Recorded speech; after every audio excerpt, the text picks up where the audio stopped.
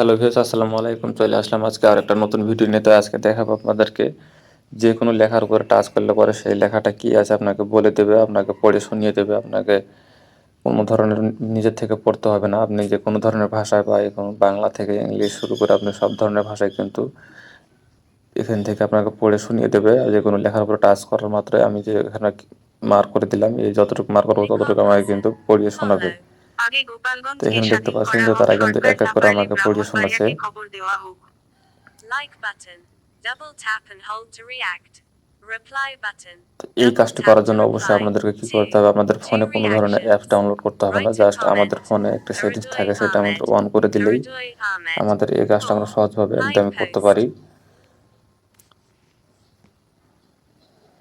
তো এই কাজটি করার জন্য আমাদেরকে যে কাজটা করতে হবে, আমাদের ফোনের সেটিংসটা অবশ্যই খুঁজে বের করতে হবে। তো আমাদের ফোনের সেটিংসটায় আমরা চলে আসব। তো এখানে আমি উপরে দেখতে পাচ্ছি যে আমার ফোনের যে সেটিংস অপশনটি, সেটিংসে চলে আসলাম।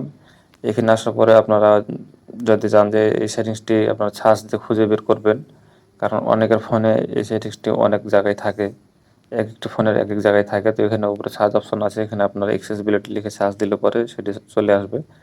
আর আমার এখানে সেটিংসের নিচে দেখতে পাচ্ছি যে আমরা অ্যাডিশনাল সেটিংস, তো এটাতে আমরা ক্লিক করব। এটাতে ক্লিক করার পর একটু নিচে আসলে এখানে দেখতে পাচ্ছি যে অ্যাক্সেসিবিলিটি আমরা এটাতে ক্লিক করব। ক্লিক করার পরে এখানে আমরা দেখতে পাচ্ছি যে টেক্সট, সিলেক্ট টু টেক্সট, এই অপশনটা আমাদের ক্লিক করতে হবে।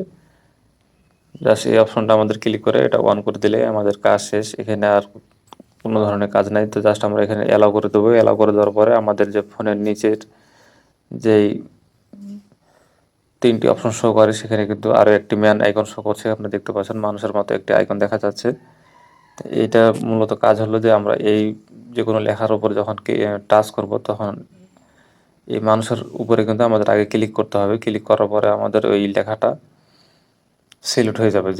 যে লেখাটা আমরা সিলেক্ট করতে চাচ্ছি সেটা সিলেক্ট করে তারপর আমরা কিন্তু আমাদের পড়ে শুনিয়ে দেবে অটোমেটিক। এখানে আর কোনো কিছু আপনাকে করতে হবে না। তা আজকের মতো ভিডিওটা এই পর্যন্তই। ভিডিওটি ভালো লাগলে অবশ্যই লাইক, শেয়ার, কমেন্ট করবে, সাবস্ক্রাইব করতে ভুলবে না।